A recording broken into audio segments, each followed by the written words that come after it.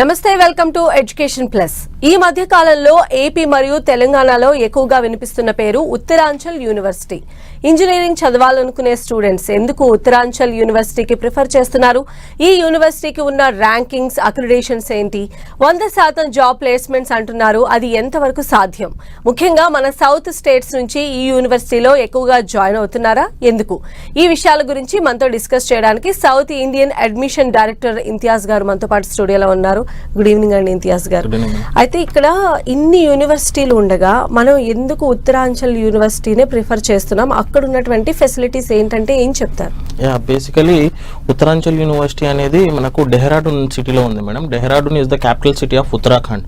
Okay, so మీరు పేరు వినే ఉంటారు. డెహ్రాడూన్ని ఎడ్యుకేషన్ హబ్ అంటారు, ఎడ్యుకేషన్ క్యాపిటల్ ఆఫ్ ఇండియా అంటారు. అంటే మీరు బెంగళూరుని ఐటీ హబ్ ఎట్లా అంటారు, హైదరాబాద్ని ఇండస్ట్రియల్ హబ్ ఎట్లా అంటారు, డెహ్రాడూన్ని ఎడ్యుకేషన్ హబ్ అంటారు. ఈవెన్ చాలా మంది డిఫెన్స్ కానీ, నేవీ కానీ, గవర్నమెంట్ రిలేటెడ్ చాలా మంది వాళ్ళ పిల్లలు బోర్డింగ్ స్కూల్స్ డెహ్రాడూన్లో కంప్లీట్ చేసుకుంటారు. ఓకే, సో అందుకని దాన్ని మీరు IMA Indian military academy head quarters అక్కడే, ఎఫ్ఆర్ఐ ఫారెస్ట్ రీసెర్చ్ ఇన్స్టిట్యూట్ అక్కడే, తర్వాత మీ డిస్టిక్ వచ్చే ప్రతి కలెక్టర్, ఐఏఎస్ ఆఫీసర్ కానీ, ఐపీఎస్ ఆఫీసర్ కానీ అక్కడ ట్రైన్ అయ్యి మళ్ళీ ఇక్కడికి రావాల్సి ఉంటుంది అనమాట. సో మీరు యాక్చువల్లీ హైదరాబాద్లో చూడండి, మీరు ఎక్కడి నుంచి ఉన్నారంటే డిఫరెంట్ ఏరియాస్ నుంచి ఉంటారు. ఓకే, కానీ Dehradun is the only place where you find like 70% students అండి. అంటే 100లో ఒక 70 మంది 60 మంది స్టూడెంట్సే ఉంటారు. డిఫరెంట్ లొకాలిటీస్ నుంచి ఉంటారు. ఫర్ ఎగ్జాంపుల్ మీరు బెంగళూరుకి వెళ్ళారనుకోండి, ఏపీ తెలంగాణ సౌత్ నుంచి ఉంటారు. బట్ డెహ్రాడూన్కి వెళ్ళారనుకోండి, you find students from overall India and abroad. దానివల్ల ఏమవుతుందంటే కమ్యూనికేషన్ పెరుగుతుంది మేడం. అంటే డెహ్రాడూన్కి ట్రావెల్ చేయడం వల్ల కమ్యూనికేషన్ పెరుగుతుంది. The next thing is that వాళ్ళకి ఏదైనా గవర్నమెంట్ రిలేటెడ్ జాబ్స్ అంటే సివిల్స్ ప్రిపేర్ కావాలంటే అది best opportunity. So coming to Uttaranchal university, ఇది వచ్చేసి 23 years old university madam. Okay, the thing is that వేరే యూనివర్సిటీస్కి మెయిన్ పాయింట్ ఏంటంటే ఇక్కడ వచ్చేసి లిమిటెడ్ అడ్మిషన్స్ మేడం. అంటే బల్క్ అడ్మిషన్స్ ఉండవు అనమాట. మీరు చూడండి సౌత్లో చాలా యూనివర్సిటీస్ ఓన్లీ సిఎస్సి తీసుకుంటేనే దగ్గర 6,000-7,000 సీట్స్ తీసుకుంటారు. బట్ మన యూనివర్సిటీలో ఓన్లీ సిఎస్సికి 900 సీట్స్ మేడం. మళ్ళీ దాంట్లో క్లాసిఫికేషన్ ఉంటుంది, స్పెషలైజేషన్స్ అని, so artificial intelligence and machine learning అని చెప్పేసి, క్లౌడ్ కంప్యూటింగ్ అని చెప్పేసి, cyber security, data science, so different platforms పైన వాళ్ళకు డిఫరెంట్ ట్రైనింగ్స్ లెవెల్స్ ఉంటాయి మేడం. సో లిమిటెడ్ అడ్మిషన్స్ ఉన్నప్పుడు ఆటోమేటిక్గా ప్లేస్మెంట్స్ అనేటివి ఈజీగా అవుతుంది మేడం. మీరు చూస్తూ ఉంటారు చాలా వరకు సౌత్లో లార్జ్ నెంబర్లో పెద్ద యూనివర్సిటీస్లో 6,000-7,000 మెంబర్స్ని తీసుకొని మీకు మాక్సిమం ప్లేస్మెంట్ ఇచ్చేది ఒక 2,000-3,000. అంటే రేషియో ఎంత మేడం? 40-50%. బట్ మన యూనివర్సిటీలో 900లో మ్యాక్సిమము 850-860. అంటే మీ రేషియో ఎంత? 90%. ఓకే, ఇది ఎట్లా పాసిబిలిటీ అవుతుందంటే మెయిన్ థింగ్ వచ్చేసి limited admissions with industrial collaboration. దానివల్ల స్టూడెంట్కి ఆటోమేటిక్గా ప్రతి ఒక్క స్టూడెంట్ పైన ఇండివిజువల్ ఫోకస్ ఉండొచ్చు. ఓకే, సో దానివల్ల స్టూడెంట్కి అనేది చాలా బెనిఫిట్ అవుతుంది మేడం. అది అయితే ఈ యూనివర్సిటీకి ఉన్న అప్రూవల్స్ ఏంటి? ర్యాంకింగ్స్ కావచ్చు లేదా అక్రిడేషన్స్ కావచ్చు, వివరిస్తారు? మేడం, మేడం ఎక్కడైనా కానీ ఏ యూనివర్సిటీలో జాయిన్ అవ్వాలనుకున్నా కానీ students should remember these points madam. First thing వచ్చేసి ఇండియాలో 4 types ఆఫ్ యూనివర్సిటీస్ ఉంటాయి: central university, state university, private university, deemed university. Central university category అంటే ఐఐటీస్, ఎన్ఐటీస్, వీటిలో గవర్నమెంట్ లైక్ జేఈ ఇట్లాంటి కండక్ట్ చేస్తుంది. సో వాటిలో సీట్ వస్తే హ్యాపీగా తీసుకోవచ్చు మేడం. ఈ ప్రైవేట్ డీమ్డ్ అనేది సపరేట్ కేటగిరీ, అంటే ప్రైవేట్ కోటా కింద తీసుకుంటారు అన్నమాట. దీంట్లో అడ్మిషన్ తీసుకోవాలంటే కొన్ని ఎగ్జామ్స్ ఎంట్రన్స్ కండక్ట్ చేస్తాయి, కొన్ని అడ్మిషన్స్ డైరెక్ట్ తీసుకుంటాయి. సో ప్రైవేట్కి డీమ్డ్కి అనేటివి కొన్ని మ్యాండేటరీగా కావాలి మేడం. అంటే అప్రూవల్స్ అన్నారు కదా మీరు, దాంట్లో మెయిన్గా UGC approval madam, university grants commission approval అనమాట. సో ఇది యూనివర్సిటీకి ఓవరాల్ ఇండియా ఇచ్చేది. ఇండియాలో డిఫరెంట్ యూనివర్సిటీస్కి ఈ హోదా అనేది ఉంటుంది. తర్వాత ఇంజనీరింగ్ లెవెల్లో మీకు ఏఐసిటిఈ అప్రూవల్ అనమాట, all India council for technical education. So మనకు అది అప్రూవల్ ఉంది మేడం. తర్వాత main and the foremost thing, universities అన్నిటికీ బెస్ట్ అని డిసైడ్ చేసేది నాక్ మేడం. నాక్ అంటే నేషనల్ అసెస్మెంట్ అక్రిడియేషన్ కౌన్సిల్. దీంట్లో A++, A, B, C అని చెప్పేసి డిఫరెంట్ కేటగిరీస్ ఉంటాయి అన్నమాట. సో ఇండియాలో మీకు యాక్చువల్గా ఒక 800-900 యూనివర్సిటీస్ ఉన్నాయి మేడం. దాంట్లో ఓన్లీ నాకు తెలిసి ఒక 200 యూనివర్సిటీస్కి మాత్రమే నాక్ అప్రూవల్ ఉంటుంది మేడం. సో దాంట్లో మళ్ళీ నాక్ A+ అనేది ఓన్లీ 5% యూనివర్సిటీస్ కంటే ఇండియాలో ఓవరాల్గా ఒక 15-20 యూనివర్సిటీస్కి మాత్రమే నాక్ A+ ఉంటుంది మేడం. దాంట్లో ఉత్తరాంచల్ యూనివర్సిటీ ఒకటి మేడం. సో నాక్ అనేది చాలా ఇంపార్టెంట్ మేడం. అసలు నాక్ ఏం డిసైడ్ చేస్తుంది, ఏ ఫ్యాక్టర్ని కన్సిడర్ చేస్తుంది అంటే మెయిన్గా ఒకటి క్వాలిటీ ఆఫ్ ఎడ్యుకేషన్ ఎట్లా ఉందనేది డిసైడ్ చేస్తుంది. సెకండరీ మన ఫ్యాకల్టీ ఎట్లా ఉన్నారనేది డిసైడ్ చేస్తుంది. ప్లేస్మెంట్స్ ఎట్లా ఉన్నాయని చేస్తుంది. అడ్మిషన్స్ ఇంటేక్ ఎట్లా ఉన్నారు, అడ్మిషన్స్ అవుట్పుట్ అంటే వాళ్ళ తీసుకున్న అడ్మిషన్స్కి ప్లేస్మెంట్ ఎంతమంది ఇచ్చారనేది తీసుకుంటారు అనమాట. తర్వాత ఇన్ఫ్రాస్ట్రక్చర్ ఎట్లా ఉంది, ప్రాక్టికల్స్ ఎట్లా ఉన్నాయి, ఇండస్ట్రియల్ కొలాబరేషన్స్ ఎట్లా ఉన్నాయి, ఏ స్పెషలైజేషన్స్ తీసుకుంటున్నారు, వీటన్నిటిపైన మనకు నాక్ గ్రేడింగ్ అనేది ఉంటుంది madam. So we have all the approvals madam. University లెవెల్లో ఏ అప్రూవల్ కావాలో అది ఉంది, ప్లస్ ఇంజనీరింగ్ కావాల్సిన ఏ అప్రూవల్స్ అయితే ఉన్నాయి మేడం. ఓకే, ఇందాక మీరు చెప్తూ ఉన్నారు అంటే 900 సీట్స్లో ప్లేస్మెంట్ అనేది 850 వరకు మనం చేయొచ్చు, అక్కడ అంత స్కోప్ ఉందని మీరు చెప్తూ ఉన్నారు. అంటే నిజంగా కూడా 100% ప్లేస్మెంట్ అనేది సాధ్యమయ్యేటువంటి పని అంటారా? See madam, this is the one thing where parent gets lot of confusion madam. అంటే ప్రతి పేరెంట్ మమ్మల్ని అడిగేది, మేము కౌన్సిలింగ్కి వెళ్ళినప్పుడు మా అబ్బాయికి ప్లేస్మెంట్ అవుతుందా లేదా. 100% ప్లేస్మెంట్ అనేది చాలా రాంగ్ వర్డ్ మేడం. అసలు ఇండియాలో ఐఐటీ లెవెల్స్లో కూడా 100% ప్లేస్మెంట్ కాదు. ఓకే, అదైతే నిజం మేడం. ఓకే, ఏంటంటే మార్కెటింగ్ కోసం మా దాంట్లో 100% ప్లేస్మెంట్స్ మేము బాండ్ రాసిస్తాము. అసలు స్టూడెంట్ ఫెయిల్ అయితే ఎవరిస్తారు మేడం ప్లేస్మెంట్? ఒక లాజికల్ పాయింట్ ఆలోచిద్దాము. 4 ఇయర్స్లో స్టూడెంట్ ప్లేస్మెంట్ ఫెయిల్ అయితే ఎవరిస్తారు? సెకండ్ పాయింట్, స్టూడెంట్ ఒకటి వన్స్ ఇంటర్వ్యూస్ తెప్పించిన వరకే యూనివర్సిటీ యొక్క బాధ్యత మేడం. వన్స్ లోపలికి వెళ్ళాక కంపెనీ తన ఇంటర్వ్యూ పర్ఫార్మెన్స్ నచ్చకుండా ఎందుకు తీసుకుంటారు? సో బాండ్ ఎక్కడ వస్తుంది madam? So 100% placement is wrong madam. First thing వచ్చేసి దానికంటే ముందు వచ్చేసి స్టూడెంట్కి ప్రిపరేషన్ ఎట్లా ఉందనేది చాలా ఇంపార్టెంట్ మేడం. పేరెంట్స్ అందరూ ప్లేస్మెంట్స్ లాస్ట్ ఫైనల్ ఇయర్కి పోతారు, కానీ దానికంటే ముందు ప్లేస్మెంట్స్ కంటే ముందర చేయాల్సినది ఏంటంటే ఏదైతే స్పెషలైజేషన్స్ తీసుకున్నారో దాన్ని ఇండస్ట్రీస్తో టైఅప్ చేయాలి. సెకండ్ ఇయర్ థర్డ్ ఇయర్ వాళ్ళతో ఇండస్ట్రియల్ కొలాబరేషన్ చెప్పాలి. తర్వాత 6 months ఇంటర్న్షిప్ పంపించాలి. 6 months అయిపోయాక మళ్ళీ వచ్చాక వాళ్ళకు ప్లేస్మెంట్స్ పైన పీడీపీ ప్రోగ్రామ్ ఉంటుంది మేడం, పర్సనాలిటీ డెవలప్మెంట్ ప్రోగ్రామ్. అంటే దీనిలో ఇంటర్వ్యూస్ ఎట్లా ఫేస్ చేయాలి, కమ్యూనికేషన్ స్కిల్స్ ఎట్లా డెవలప్ చేసుకోవాలి, ఇవన్నీ ఆటోమేటిక్గా నేర్పించాక తర్వాత 4-1లో ప్లేస్మెంట్ పంపిస్తాం మేడం. ఓకే, సో ప్లేస్మెంట్ అనేది చాలా పెద్ద వర్డ్ మేడం. ఓకే, చాలా మందికి అది ఈజీ అయిపోయింది.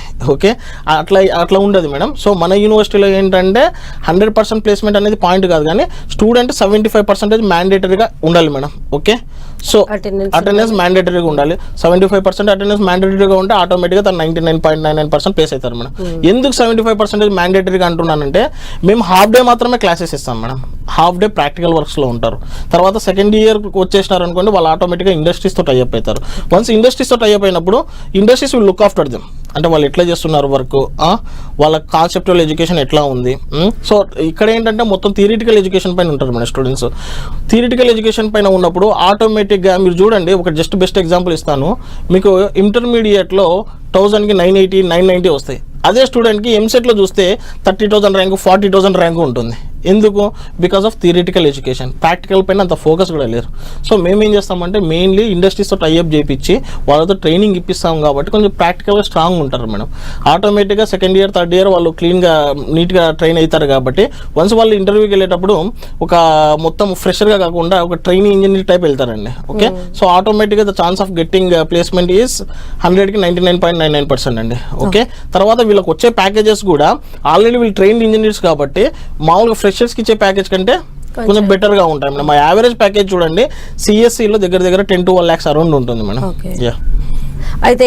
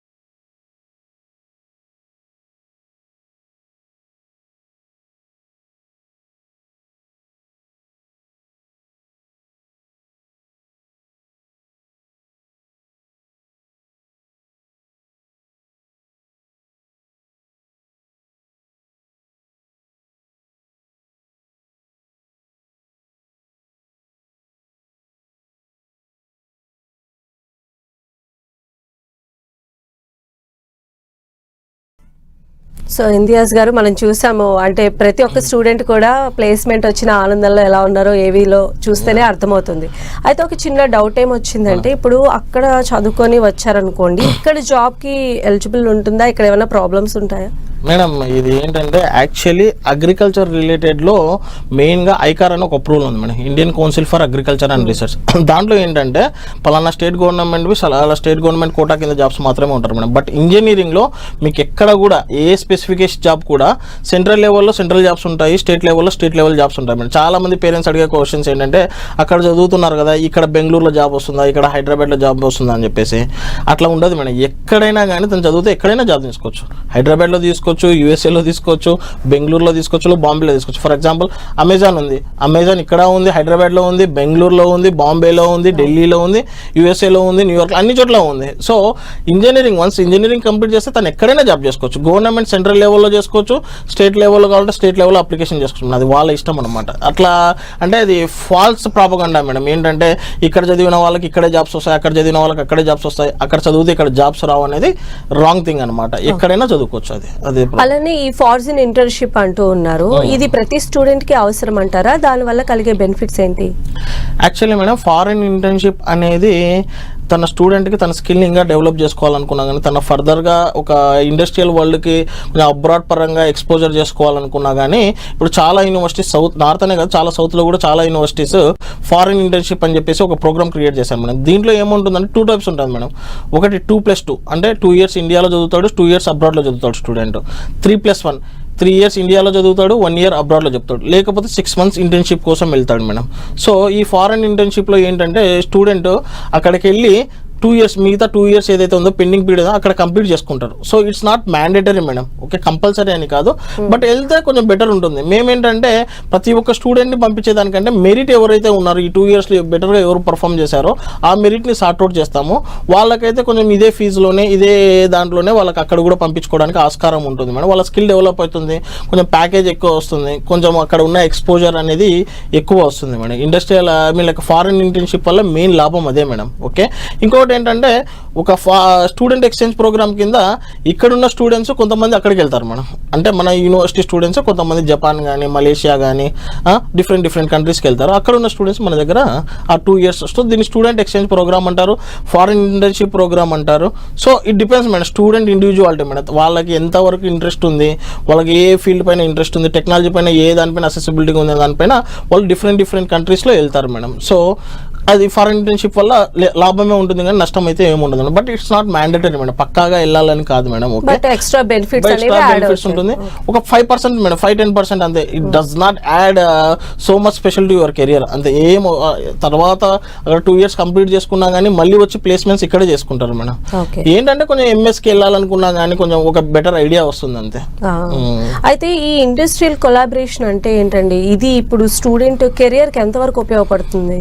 యా మేడం, యాక్చువల్లీ మీకు నేను ఒకటి చెప్తాను చూడండి మేడం. ఇప్పుడు చిన్న పిల్లలు ఉన్నారు, వాళ్ళు వాట్సాప్ యూజ్ చేస్తున్నారు, ఫేస్బుక్ యూజ్ చేస్తున్నారు, అన్నీ యూజ్ చేస్తున్నారు.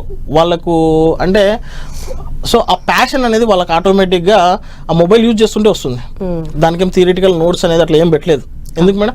సో వాళ్ళకి ఆటోమేటిక్గా ఆ ప్యాషన్ ఉంది కాబట్టి.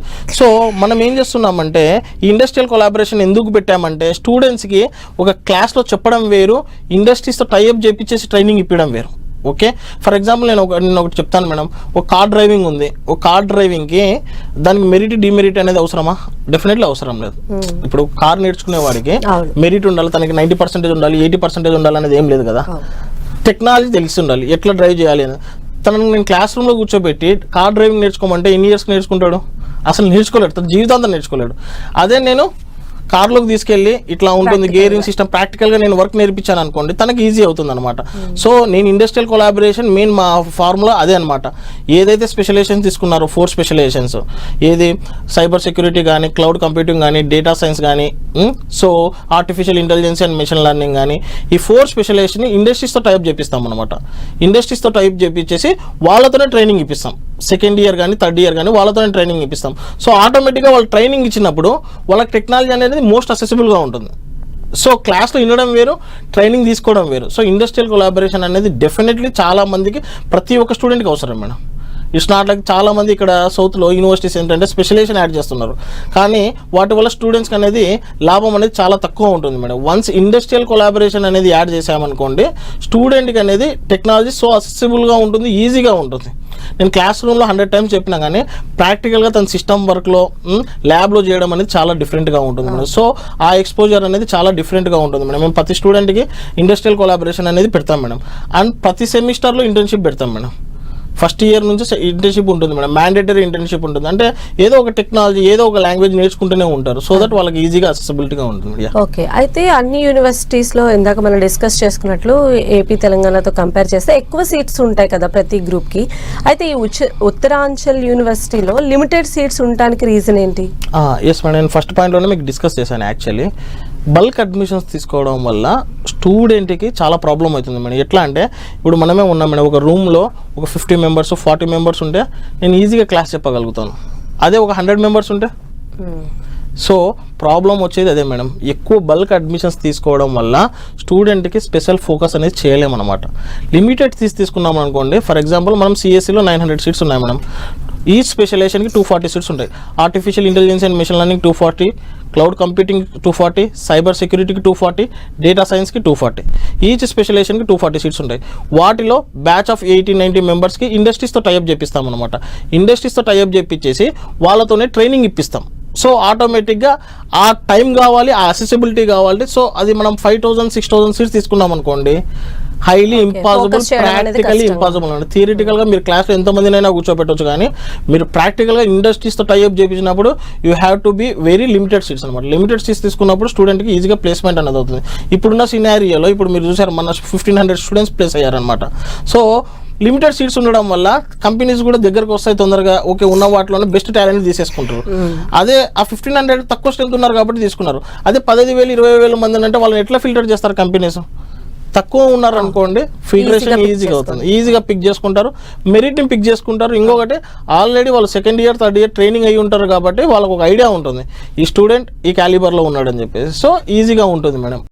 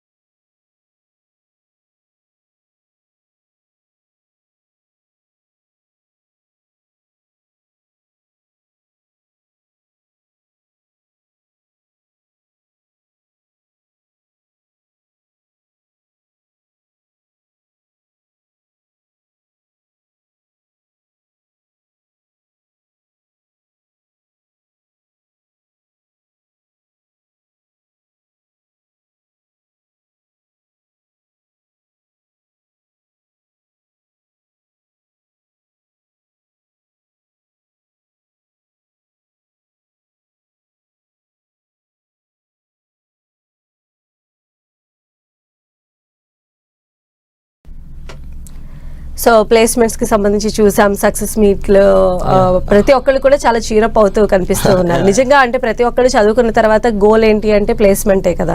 సో అది ఫుల్ఫిల్ అవుతున్నట్టుగా అనిపిస్తోంది ఈ యూనివర్సిటీలో. అయితే మీరు కూడా అక్కడే ఉంటారని విన్నాం ఇంతియాజ్ గారు. సో మీ అసెస్మెంట్ అనేది ప్రతి స్టూడెంట్ పైన ఎలా ఉంటుంది?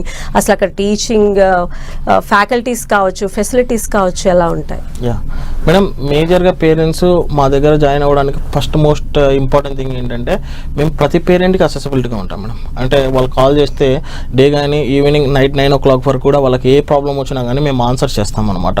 అంటే ఇక్కడ ఉన్న మేజర్ డిఫరెన్స్, అక్కడ ఉన్న మేజర్ డిఫరెన్స్ అదే అండి మేడం మెయిన్గా. అంటే ఇక్కడ ఫర్ ఎగ్జాంపుల్ స్టూడెంట్ కర్నూలు నుంచి ఉన్నాడు అనుకోండి, తను హైదరాబాద్లో జాయిన్ చేశారనుకోండి, తన కాలేజ్కి వెళ్తున్నాడా లేదా హాస్టల్లో ఉన్నాడా, తన మార్క్స్ ఏంటి, అసలు ఏ ఫీజు ఏ సెమిస్టర్ కట్టాలి, అసలు పేరెంట్కి స్టూడెంట్కి కమ్యూనికేషన్ అనేది కొంచెం డిస్టర్బెన్స్గా ఉంటుంది మేడం. అదే మన దగ్గర అయితే పేరెంట్కి ప్రతి ఒక్క పేరెంట్కి ఫర్ ఎగ్జాంపుల్ తన క్లాస్కి వెళ్ళట్లేదు, మనం మానిటర్ చేస్తాం, మనం కౌన్సిలింగ్ చేస్తాం అన్నమాట.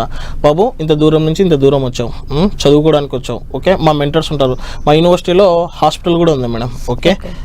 ఇంటెన్సివ్ కేర్ యూనిట్ ఉన్నాయి, సైకలాజిస్ట్ ఉన్నారనమాట, వాళ్ళు మానిటర్ చేస్తారనమాట. సో ఇంత దూరం వచ్చావు, వాళ్ళతో వార్డెన్స్, చీఫ్ వార్డెన్స్ వీళ్ళందరూ మాట్లాడతారు. వన్స్ వాళ్ళు డిసిప్లిన్గా లేకపోతే డిసిప్లిన్ ఎట్లా ఉండాలి అనేది నేర్పిస్తారు. సో ఇదనేది మామూలుగా వేరే యూనివర్సిటీస్లో ఎట్లా ఉంటుందంటే జాయిన్ చేయడం వదిలేయడం లెక్క ఉంటుంది మేడం. ఇక్కడ అట్లా ఉండదు అనమాట. మెయిన్గా ఫోకస్ ఉంటుంది మేడం. 4 years అనేది వాళ్ళ అటెండెన్స్ కానీ, వాళ్ళ ఎగ్జామ్స్ కానీ, వాళ్ళ ఫీజు కానీ అన్నీ అనేది మానిటర్ చేస్తూ ఉంటాం ఎప్పటికప్పుడు. ఒకవేళ తను డిసిప్లిన్గా లేకున్నా కానీ మనం కౌన్సిల్ చేయడం కానీ, పేరెంట్స్తో మాట్లాడడం కానీ, ఓకే. సో అన్నిటిపైన డిఫరెంట్ మేజర్ ఇదే కేర్ అనేది డెఫినెట్గా ఉంటుంది. అంటే ఫుడ్ పరంగా కానీ, అకామిడేషన్ పరంగా కానీ వాళ్ళకి ఏమి ఇబ్బంది రాకుండా అనేది మేము డెఫినెట్గా చూసుకుంటాం మేడం. అయితే ఇక్కడ నుంచి వెళ్ళే స్టూడెంట్స్ ఎస్పెషల్లీ 2 తెలుగు స్టేట్స్ గురించి మాట్లాడుకుందాం. అక్కడ ఏంటంటే లాంగ్వేజ్ అనేది ప్రాబ్లం ఉంటుంది. అంటే కొంతమంది ఎక్కువ ఫేస్ చేస్తూ ఉంటారు. సో మింగిల్ అవటం అంత ఈజీ అవుతుందంటారా? లాంగ్వేజ్ బ్యారియర్ ఏం రాదు. మెయిన్గా పేరెంట్స్ అడిగే క్వశ్చన్ ఏంటంటే, మీ స్టూడెంట్స్ అయితే ఎక్కువ అడగట్లేదు మేడం. నాకు పేరెంట్స్ అడిగే క్వశ్చన్ ఏంటంటే, మన స్టూడెంట్ ఇక్కడ వరకు ఉన్నాడు, అక్కడికి వెళ్ళాక హిందీ రాదు కదా, ఇంగ్లీష్ రాదు కదా అనేది. ఫస్ట్ థింగ్ ఏంటంటే మేడం, ఇంజనీరింగ్కి టెక్నికల్ ఎడ్యుకేషన్కి లాంగ్వేజ్ అనేది ఎప్పటికీ బ్యారియర్ కాదు madam. It note this point. ఇది ఎక్కడైనా కానీ, అది ఇండియాలో చదవని, అబ్రాడ్లో చదవని, ఏదన్నా ఇంకా ఎక్కడైనా చదవని, ఓకే. టెక్నాలజీకి లాంగ్వేజ్ అనేది బ్యారియర్ కాదు, ఓకే. సో మీరు ఆటోమేటిక్గా అక్కడ టీచింగ్ కూడా ఇంగ్లీష్లో ఉంటుంది మేడం, హిందీ ఏమి ఉండదు మేడం, ఓకే.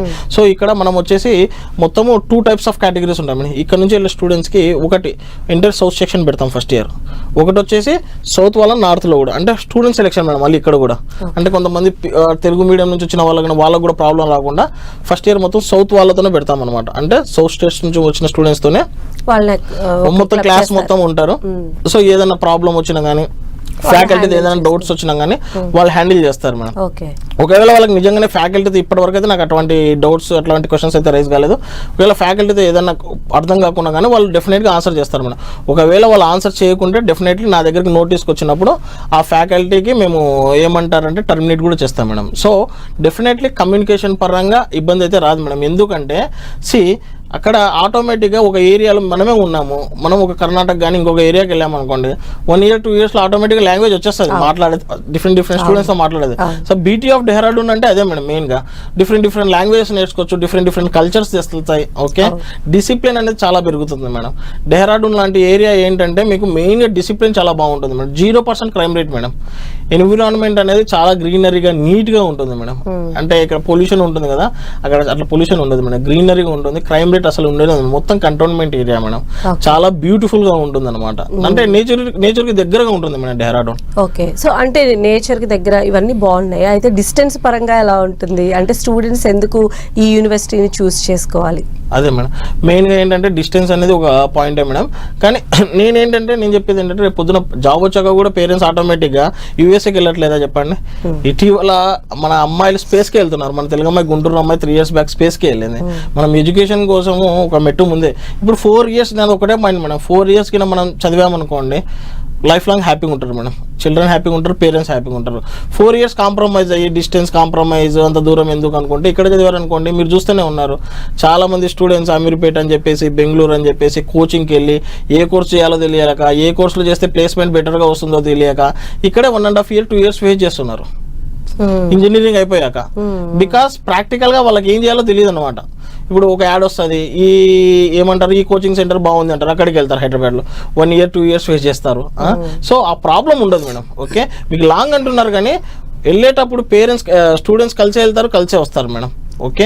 మళ్ళీ ఇంకోటి ఏంటంటే, ఫస్ట్ టైం మేము తీసుకెళ్తాం మేడం, విజిటింగ్ కూడా తీసుకెళ్తాం స్టూడెంట్స్కి. విజిటింగ్కి తీసుకెళ్ళి స్టూడెంట్స్కి అక్కడ యూనివర్సిటీ నచ్చితేనే మేము ఫర్దర్గా అడ్మిషన్ ప్రొసీజర్ చేస్తాం మేడం. లేకపోతే క్యాన్సిల్ కావాలంటే క్యాన్సిల్ కూడా తీసుకుంటాం మేడం. వాళ్ళకు ఇంకొకటి రీఫండ్ కూడా ఇచ్చేస్తాం మేడం. సో డెఫినెట్ అంటే అది ఒక నమ్మకం మేడం పేరెంట్స్కి. ఎందుకంటే అక్కడెక్కడో యూనివర్సిటీ ఉంది, వీళ్ళు ఇక్కడ నుంచి జాయిన్ చేస్తారు, వాళ్ళకి డౌట్ ఉంటుంది ఎట్లా ఉంటుంది ఏందని. సో ఆ ప్రాబ్లం ఉండకుండా పేరెంట్ని స్టూడెంట్ని యూనివర్సిటీకి తీసుకెళ్తాం. అక్కడ ఉన్న ఏదో బిల్డింగ్స్ అవి చూపించి అడ్మిషన్ చేయం మేడం. వాళ్ళు టెక్నికల్గా వాళ్ళని ఏం టీచ్ చేస్తున్నాం 4 years అనేది నేర్పించి మొత్తం చెప్పి మొత్తం A to Z ఓకే అనుకున్నాకనే ఫర్దర్గా వాళ్ళకి అడ్మిషన్ అనేది కంటిన్యూ చేస్తాం madam. Right, thank you so much అండి ఇంతియాజ్ గారు. మేడం ఇది వాళ్ళ ఎడ్యుకేషన్ ప్లస్. చూస్తూనే ఉండండి 10 TV.